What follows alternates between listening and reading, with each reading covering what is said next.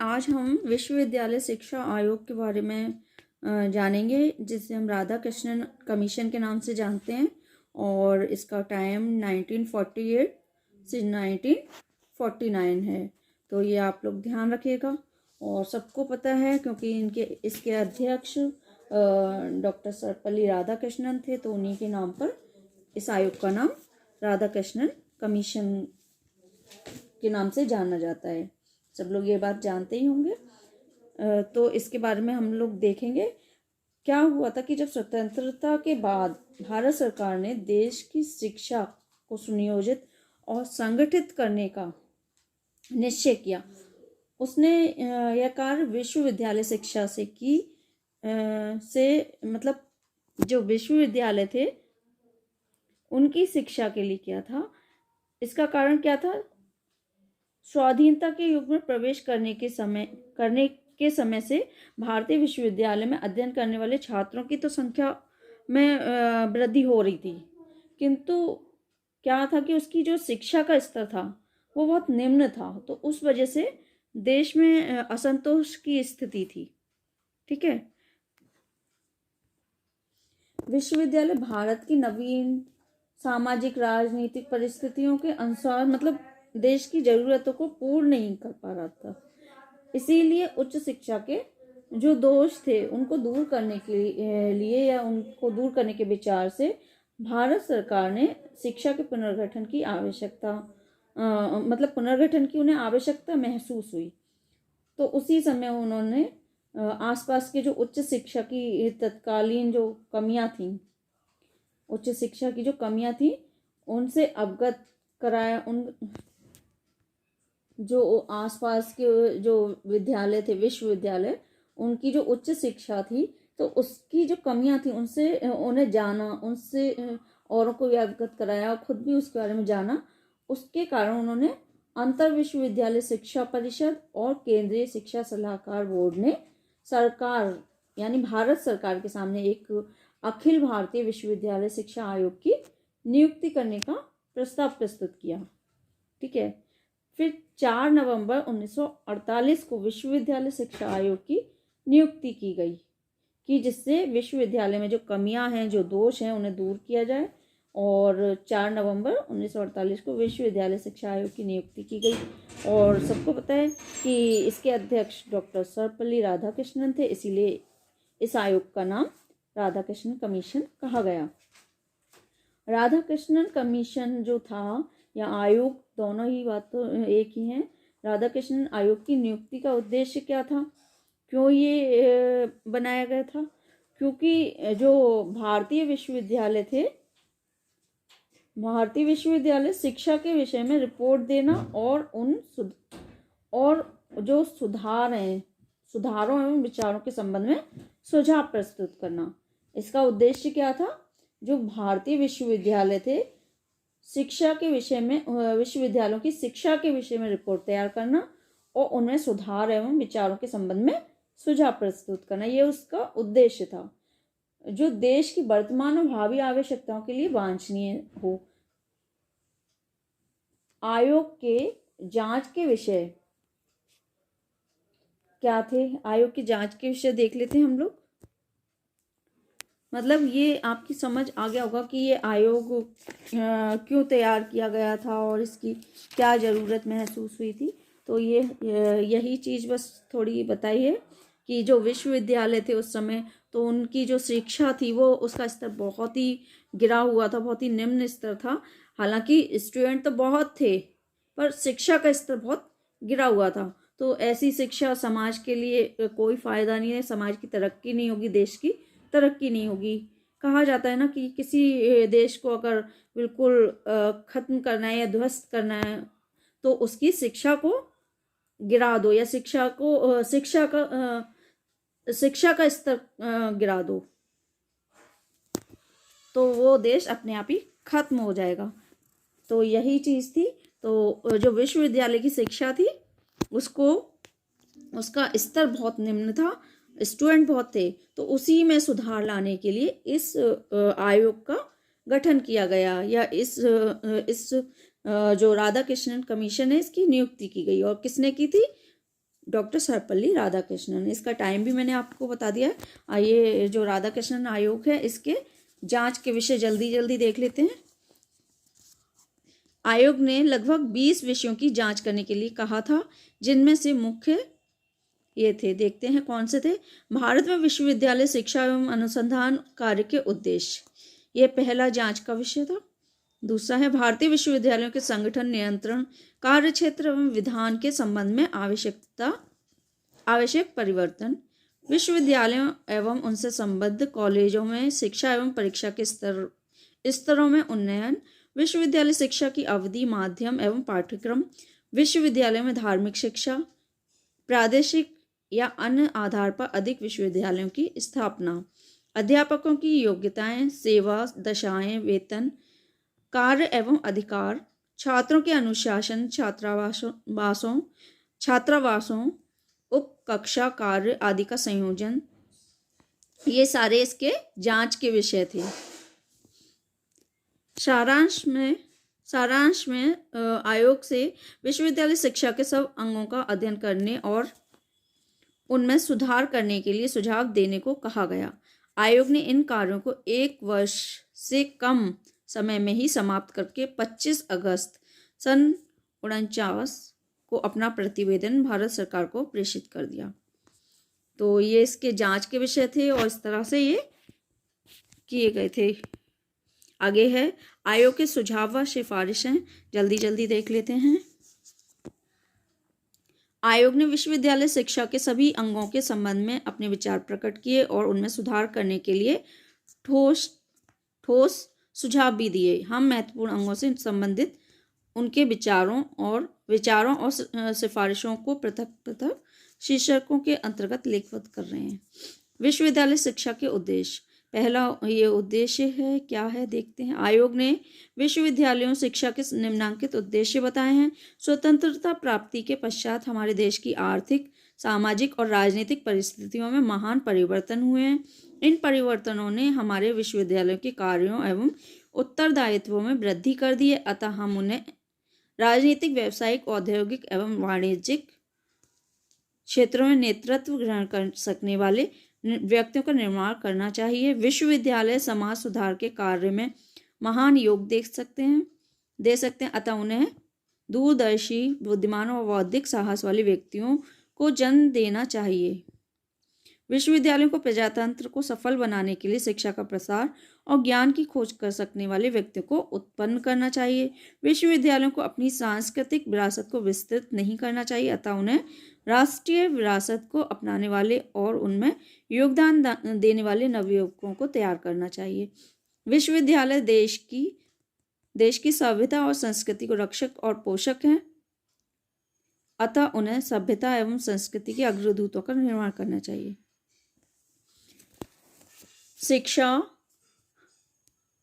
शिक्षा को व्यक्ति के जन्मजात गुणों की खोज करके उनका विकास करना चाहिए। विश्वविद्यालयों को अपने छात्रों के प्रति इन दोनों कर्तव्यों का पालन करना चाहिए।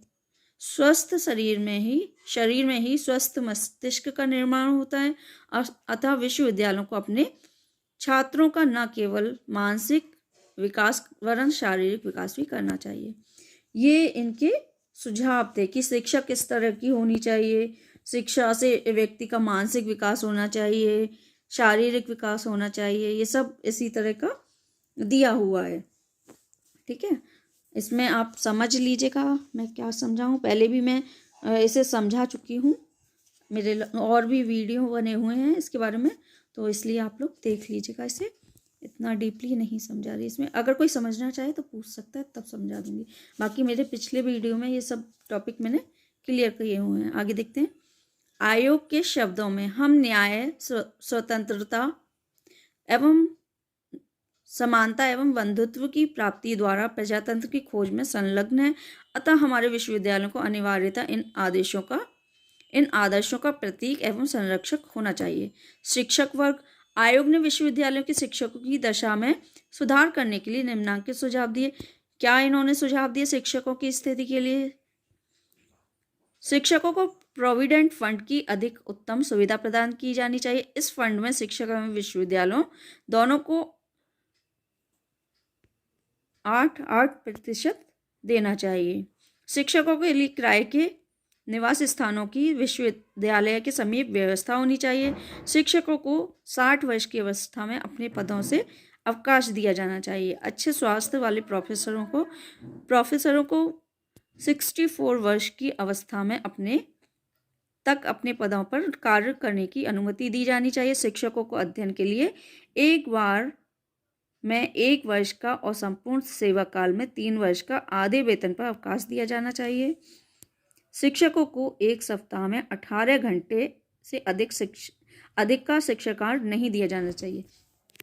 देखिए, ये सारे क्या थे? सुझाव थे। किसके? राधा कृष्णन आयोग के या राधा कृष्णन कमीशन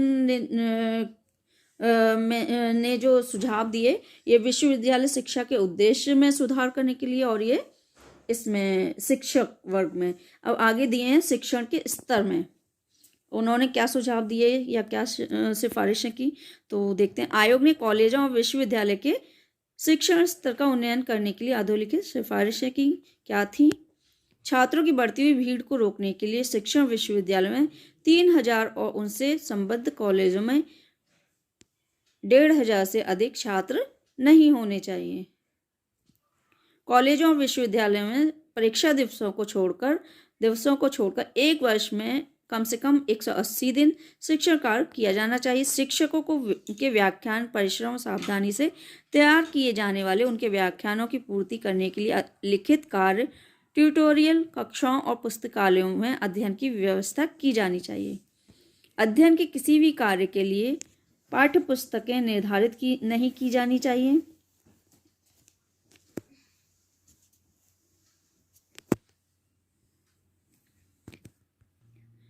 स्नातकोत्तर कक्षाओं में विद्यार्थियों को व्याख्यानों में उपस्थित होने के लिए विवश नहीं किया जाना चाहिए। स्नातकोत्तर कक्षाओं में विचार गोष्ठियों की योजना क्रियान्वित की जानी चाहिए। विभिन्न व्यवसायों में संलग्न व्यक्तियों के लिए सायंकालीन कक्षाएं प्रारंभ की जानी चाहिए। परीक्षाओं के स्तर को ऊंचा उठाने के लिए प्रथम, द्वितीय तथा तृतीय श्रेणी के न्यूनतम प्राप्तांक क्रमशः 70, 55 और 40% होना चाहिए। पाठ्यक्रम में इन्होंने क्या सुझाव दिए? आयोग के पाठ्यक्रम संबंधी विचार निम्नलिखित हैं। स्नातक की उपाधि प्राप्त करने के लिए अध्ययन की अवधि 3 वर्ष की होनी चाहिए। स्नातकोत्तर उपाधि स्नातक बनने के लिए 2 वर्ष पश्चात और ऑनर्स कोर्स के 1 वर्ष पश्चात दी जानी चाहिए। विशेषीकृत शिक्षा के दोषों का निवारण करने के लिए विश्वविद्यालयों और माध्यमिक स्कूलों में सामान्य शिक्षा के सिद्धांत एवं प्रयोग का शिक्षण आरंभ किया जाना चाहिए। शिक्षा के विभिन्न क्षेत्रों में सामान्य और विशेषीकृत शिक्षा में समन्वय स्थापित किया जाना चाहिए। कॉलेजों और विश्वविद्यालय में उन्हीं छात्रों को प्रवेश दिया जाना चाहिए जो 12 वर्ष की विद्यालय शिक्षा समाप्त कर चुके हों। स्नातकोत्तर प्रशिक्षण व अनुसंधान कार्य। आयोग ने विद्यालयों में स्नातकोत्तर प्रशिक्षण और अनुसंधान कार्य के स्तरों को ऊंचा उठाने के लिए निम्नांकित सुझाव दिए हैं। स्नातकोत्तर कक्षाओं के पाठ्यक्रमों में एक विशेष विषय के उच्च अध्ययन एवं अनुसंधान की विधियों के प्रशिक्षण को स्थान दिया जाना चाहिए। स्नातकोत्तर कक्षाओं में छात्रों को प्रवेश अखिल भारतीय स्तर पर दिया जाना चाहिए और छात्रों एवं शिक्षकों में घनिष्ठ व्यक्तिगत संबंध स्थापित किए जाने चाहिए। पीएचडी के छात्रों का चयन अखिल भारतीय स्तर पर किया जाना चाहिए और उनके अनुसंधान कार्य की अवधि 2 वर्ष से कम नहीं होनी चाहिए। एमएससी और एवं पीएचडी के छात्रों को शिक्षा मंत्रालय द्वारा बड़ी संख्या में छात्रवृत्तियां दी जानी चाहिए। डीलिट और डीएससी उपाधियां केवल उच्च कोटि के मौलिक एवं प्रकाशित कार्यों पर दी जानी चाहिए। शिक्षक के माध्यम में भी इन्होंने सुझाव दिए हैं। आयोग ने सब राज्यों और जातियों की भाषाओं पर विचार करने के बाद शिक्षा के माध्यम के विषय में निम्नांकित विचार व्यक्त किए हैं। उच्च शिक्षा का माध्यम अंग्रेजी के बजाय प्रादेशिक भाषाएं होनी चाहिए, पर संघीय भाषा हिंदी को शिक्षा का माध्यम बनाने की स्वतंत्रता होनी चाहिए। संघीय भाषा के लिए केवल देवनागरी लिपि का प्रयोग किया जाना चाहिए और इस लिपि के दोषों को यथाशीघ्र दूर किया जाना चाहिए। उच्चतर माध्यमिक एवं विश्वविद्यालय स्तर पर छात्रों को 3 भाषाओं की शिक्षा दी जानी चाहिए। मातृभाषा अर्थात प्रादेशिक भाषा, हिंदी अर्थात संघीय भाषा और अंग्रेजी। संघीय और प्रादेशिक भाषाओं का विकास करने के लिए शीघ्र ही ठोस कदम उठाए जाने चाहिए। विद्यार्थियों को नवीन ज्ञान के संपर्क में रखने के लिए हाई स्कूलों, कॉलेजों और विश्वविद्यालयों में अंग्रेजी की शिक्षा को बनाए रखना चाहिए। परीक्षाएं आयोग ने विश्वविद्यालयों की परीक्षा प्रणाली को सबसे अधिक दोषपूर्ण पाया है, अतः आयोग ने यह विचार प्रकट किया है। हमें इस बात का विश्वास है कि यदि हमसे विश्वविद्यालय शिक्षा में केवल एक बात के बारे में सुझाव देने के लिए कहा जाए तो वह सुझाव परीक्षाओं के संबंध में होगा। इन परीक्षाओं को दोष मुक्त करने के लिए आयोग ने निम्नलिखित सिफारिशें की। छात्रों की प्रगति का मूल्यांकन करने के लिए यथाशीघ्र वस्तुनिष्ठ प्रगति परीक्षाओं का कुलक तैयार किया जाना चाहिए। त्रिवर्षीय डिग्री कोर्स की परीक्षा 3 वर्ष पश्चात ली जाकर प्रत्येक वर्ष के अंत में ली जानी चाहिए। यह परीक्षा स्वतः पूर्ण इकाइयों में ली जानी चाहिए और छात्रों के लिए प्रत्येक इकाई अर्थात प्रति वर्ष की इकाई में उत्तीर्ण होना अनिवार्य होना चाहिए। परीक्षाओं के स्तर का उन्नयन करने के लिए प्रथम, द्वितीय और तृतीय श्रेणी के न्यूनतम प्राप्तांक क्रमशः 70, 55 और 40% होने चाहिए। सब विद्यालयों की सब परीक्षाओं में कृपांक देने की पद्धति समाप्त कर दी जानी चाहिए। प्रत्येक विश्वविद्यालय में कम से कम 5 वर्ष के शिक्षण का अनुभव रखने वाले 3 सदस्यों का एक पूर्णकालीन बोर्ड संगठित किया जाना चाहिए। इस बोर्ड के निम्नलिखित 3 मुख्य कार्य होने चाहिए। वो कार्य कौन से हैं देखते हैं। विश्वविद्यालयों एवं उनसे संबद्ध कॉलेजों के शिक्षकों को वस्तुनिष्ठ परीक्षाओं की नवीन योजनाएं बनाने में सहायता देना। उक्त शिक्षकों को पाठ्यक्रम में संशोधन करने के लिए सामग्री की व्यवस्था करना। संबद्ध कॉलेजों के छात्रों की प्रगति का समय समय पर प्रगति परीक्षाओं द्वारा मूल्यांकन करना। ये 3 कार्य बताए हैं। आगे है धार्मिक शिक्षा। आयोग ने अपने प्रतिवेदन में यह मत अंकित किया है कि यद्यपि भारत धर्मनिरपेक्ष राज्य है, तथापि इसका अभिप्राय यह नहीं है कि शिक्षा संस्थाओं में धार्मिक शिक्षा नहीं दी जा सकती। अतः इसका अभिप्राय धार्मिक कट्टरता और संकीर्णता का निषेध करना है, ना कि व्यक्तिगत धार्मिक स्वतंत्रता का। अपने इन विचारों के आधार पर आयोग ने धार्मिक शिक्षा के विषय में अनेक व्यवहारिक सुझाव दिए। सब शिक्षा संस्थाओं को अपना दैनिक कार्य कुछ मिनटों के लिए मौन चिंतन के पश्चात आरंभ करना चाहिए। डिग्री कोर्स के प्रथम वर्ष में विश्व के सुप्रसिद्ध धार्मिक नेता की जीवनियाँ पढ़ाई जानी चाहिए। बुद्ध, ईसा, गांधी, शंकर, कबीर, नानक, माधव, सुकरात, रामानुज, मोहम्मद एवं कन्फ्यूशियस। डिग्री कोर्स के द्वितीय वर्ष में विश्व के प्रसिद्ध धार्मिक ग्रंथों में से सार्वभौमिक महत्व के कुछ चुने हुए भाग पढ़ाए जाने चाहिए। डिग्री कोर्स के तृतीय वर्ष में धर्म दर्शन की मुख्य समस्याएं पढ़ाई जानी चाहिए। व्यावसायिक शिक्षा। आयोग ने व्यावसायिक शिक्षा के महत्व को स्वीकार किया है और उसके विभिन्न अंगों के संबंध में अपनी सिफारिशों को लिखित रूप प्रदान किया है। कृषि, प्राथमिक, माध्यमिक एवं उच्च शिक्षा में कृषि की शिक्षा को सर्वप्रथम स्थान दिया जाना चाहिए। छात्रों को कृषि का प्रत्यक्ष और व्यवहारिक ज्ञान प्रदान करने के लिए ग्रामीण क्षेत्रों में कृषि शिक्षा की संस्थाओं की स्थापना की जानी चाहिए। कृषि के वर्तमान कॉलेजों को उदारतापूर्वक आर्थिक सहायता देकर अधिक साधन संपन्न बनाया जाना चाहिए। कृषि के नवीन कॉलेजों को यथासंभव नवीन ग्रामीण विश्वविद्यालयों से संबद्ध किया जाना चाहिए। कृषि अनुसंधान कार्य के लिए केंद्रीय एवं राज्य सरकारों द्वारा प्रयोगात्मक फार्म खोले जाने चाहिए। वाणिज्य। बीकॉम की शिक्षा प्राप्त करते समय छात्रों को 3 या 4 प्रकार की विभिन्न व्यावसायिक फर्मों में व्यावसायिक व्यवहारिक कार्य करने का अवसर दिया जाना चाहिए। बीकॉम परीक्षा में उत्तीर्ण होने वाले छात्रों को किसी विशेष शाखा में विशेषज्ञ बनने का परामर्श दिया जाना चाहिए। एमकॉम में केवल विशेष योग्यता रखने वाले छात्रों को अध्ययन करने की अनुमति दी जानी चाहिए। इस परीक्षा में पुस्तकीय ज्ञान की अपेक्षा व्यवहारिक ज्ञान पर अधिक बल दिया जाना चाहिए। शिक्षण प्रशिक्षण कॉलेजों के पाठ्यक्रम में संशोधन एवं सुधार किया जाना चाहिए और पुस्तकीय ज्ञान की अपेक्षा अध्यापन के अभ्यास पर अधिक बल दिया जाना चाहिए। छात्राध्यापकों के वार्षिक कार्य का मूल्यांकन करने के समय उनकी शिक्षण योग्यता को विशेष महत्व दिया जाना चाहिए। प्रशिक्षक कॉलेज में अधिकांश अध्यापक वही होने चाहिए जो स्कूलों में पढ़ाने का पर्याप्त अनुभव कर चुके हों। शिक्षा सिद्धांत के पाठ्यक्रम को लचीला एवं स्थानीय परिस्थितियों के अनुकूल बनाया जाना चाहिए।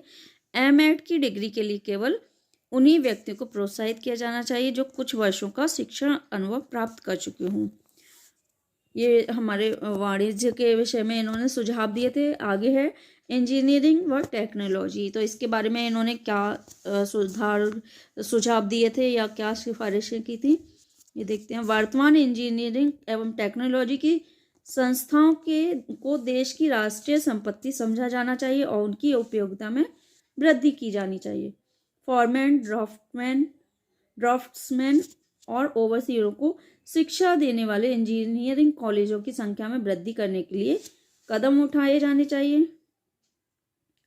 देश की विभिन्न आवश्यकताओं को पूर्ण करने के लिए इंजीनियरिंग की विभिन्न शाखाओं में विभिन्न प्रकार की संस्थाओं का शिलान्यास किया जाना चाहिए। इंजीनियरिंग के स्कूलों और कॉलेजों में शिक्षा ग्रहण करने के लिए छात्रों को कारखानों में कार्य करने, व्यवहारिक ज्ञान प्राप्त करने का पूर्ण अवसर दिया जाना चाहिए। उच्च व्यावसायिक शिक्षा प्रदान करने के लिए टेक्नोलॉजिकल संस्थाओं की शीघ्र से शीघ्र सृष्टि की जानी चाहिए। आगे कानून के बारे में इन्होंने बताया।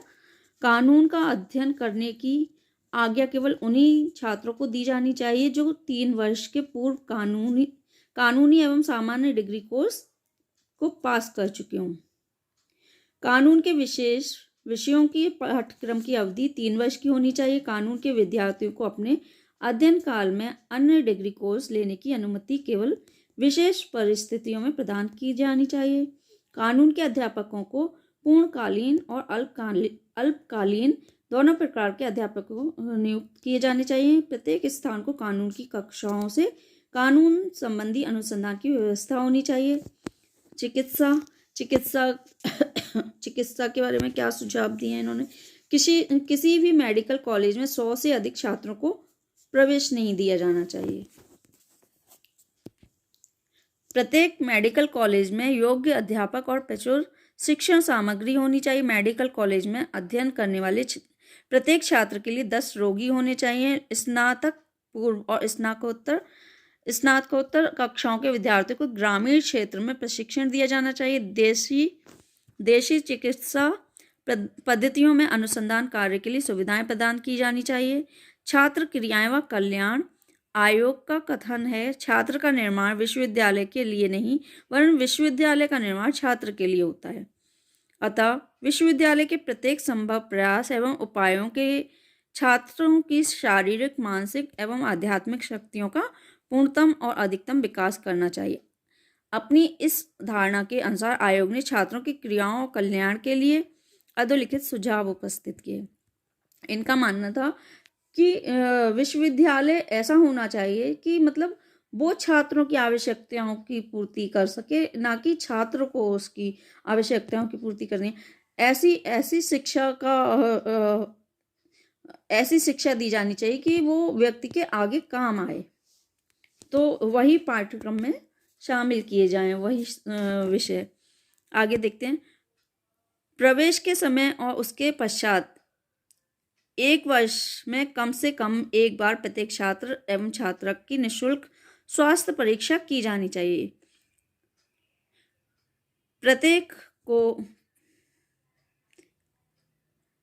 प्रत्येक विश्वविद्यालय में छात्रों की चिकित्सा के लिए एक चिकित्सालय होना चाहिए। छात्रों को मध्याह्न के समय उचित मूल्य पर पौष्टिक आहार दिया जाना चाहिए। प्रत्येक विश्वविद्यालय और प्रत्येक संबद्ध कॉलेज में छात्रों के स्वास्थ्य में उन्नति करने के लिए एक स्वास्थ्य शिक्षा निर्देशक की नियुक्ति की जानी चाहिए। छात्रों को स्वस्थ रखने के लिए जिम्नेशियमों, व्यायामशालाओं, खेल के मैदानों आदि की समुचित व्यवस्था की जानी चाहिए।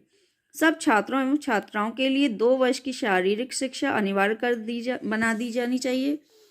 सब कॉलेजों एवं विश्वविद्यालयों में एनसीसी की स्थापना की जानी चाहिए और छात्रों को उसका सदस्य बनने के लिए प्रोत्साहित किया जाना चाहिए।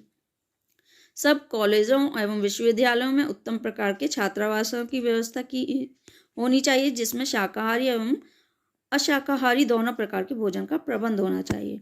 छात्र संघों को छात्रों की सामूहिक क्रियाओं का प्रमुख केंद्र होना चाहिए। इन संघों का संचालन छात्रों के द्वारा एवं छात्रों के लिए किया जाना चाहिए। कॉलेजों एवं विश्वविद्यालयों के अधिकारियों को उनके कार्यों में हस्तक्षेप नहीं करना चाहिए।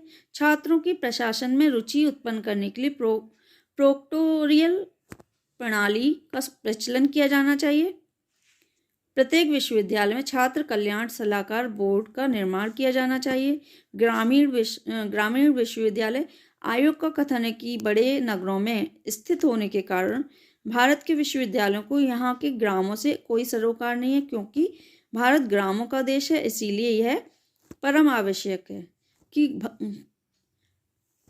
आज कुछ थकान सी हो गई मुझे, कोई नहीं, थोड़ा सा है तो इसे कंप्लीट करा देती हूँ कि ग्रामीण भारत की सामान्य उन्नति और आवश्यकताओं की पूर्ति के लिए ग्रामीण कॉलेजों और विश्वविद्यालयों की पद्धति को अविलंब आरंभ किया जाए। अपने इस विचार से अनुप्राणित होकर आयोग ने ग्राम निवासियों की शिक्षा में के विषय में अग्रांकित सुझाव दिए। ग्रामों में छोटे सावासिक स्नातक पूर्व कॉलेजों की स्थापना की जानी चाहिए। इन कॉलेजों के केंद्र में एक ग्रामीण विश्वविद्यालय का निर्माण किया जाना चाहिए। एक कॉलेज के छात्रों की संख्या लगभग 300 और विश्वविद्यालय एवं उससे संबद्ध सब कॉलेजों के छात्रों की संख्या 2500 से अधिक नहीं होनी चाहिए। सब कॉलेजों के लिए पृथक अध्यापक होने चाहिए, किंतु एक विश्वविद्यालय से संबद्ध अधिक से अधिक कॉलेजों के लिए पुस्तकालयों, प्रयोगशालाओं, चिकित्सालयों बोला ही नहीं जा रहा आज तो, कोई बात नहीं, खेल के मैदानों आदि की व्यवस्था एक ही स्थान पर होनी चाहिए। ग्रामीण कॉलेजों का प्रमुख उद्देश्य विद्यार्थियों को सामान्य शिक्षा देना और उनकी व्यक्तिगत रुचियों एवं मनोवृत्तियों का अधिकतम विकास करना होना चाहिए।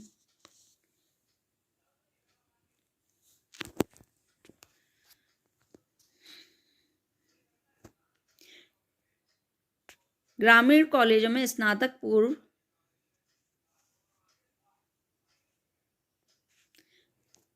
ये हमारा हो गया था 4th वाला, पता नहीं हो गया होगा, ये हो गया शायद, हाँ, चलिए दोबारा कर देती हूँ। ग्रामीण कॉलेजों का प्रमुख उद्देश्य विद्यार्थियों को सामान्य शिक्षा देना और उनकी व्यक्तिगत रुचियों एवं वृत्तियों का अधिकतम विकास करना होना चाहिए। ग्रामीण कॉलेजों में स्नातक पूर्व शिक्षा ग्रहण करने वाले विद्यार्थी को विश्वविद्यालय या व्यावसायिक स्कूल में किसी विशेष विषय का अध्ययन करने की सुविधा होनी चाहिए। स्नातक पूर्व और स्नातकोत्तर पाठ्यक्रमों में इस प्रकार विभाजन किया जाना चाहिए कि जो छात्र स्नातक पूर्व चिकित्सा प्राप्त कर रहे हैं, क्या हो रहा है आज तो गड़बड़ बहुत हो रही है, चलिए कोई बात नहीं, स्नातक पूर्व शिक्षा प्राप्त कर रहे हैं वे कुछ विषयों में स्नातकोत्तर शिक्षा भी ग्रहण कर सकें। तो ये था आज का हमारा राधा कृष्णन आयोग, जो कि कंप्लीट हो गया है। थोड़ा सा रह गया मूल्यांकन, वो नेक्स्ट वीडियो में मैं बता दूंगी। राधा कृष्णन आयोग के बारे में मैं पूरा समझा चुकी हूँ, फिर भी मैंने जल्दी में समझाया क्योंकि मैं अपने लास्ट और भी वीडियो मैंने इसके बारे में बनाए हैं, तो आप लोग देख सकते हैं। और फिर भी अगर किसी को समझना हो तो दोबारा से कोई कमेंट कर दीजिएगा कि हमें इसमें दोबारा से समझा दीजिए, तो मैं फिर से समझा दूंगी, कोई दिक्कत नहीं है। जो इसका नेक्स्ट वीडियो होगा, इसका राधा कृष्णन आयोग का या कमीशन का जो मूल्यांकन होगा, मैं उसमें समझा दूंगी अगर किसी को कुछ समझना है तो। आज कुछ थकान सी हो रही है कुछ तो इसलिए मन भी नहीं कर रहा आज। फिर भी मैंने कहा लाओ ये बना ही देते हैं, क्योंकि कंटिन्यूशन में बनता रहता है तो सही है, टॉपिक नहीं तो भूल जाते हैं। चलिए, जो लोग नए हैं चैनल को सब्सक्राइब कर दीजिए, लाइक शेयर कमेंट करते रहिए। Thanks for watching.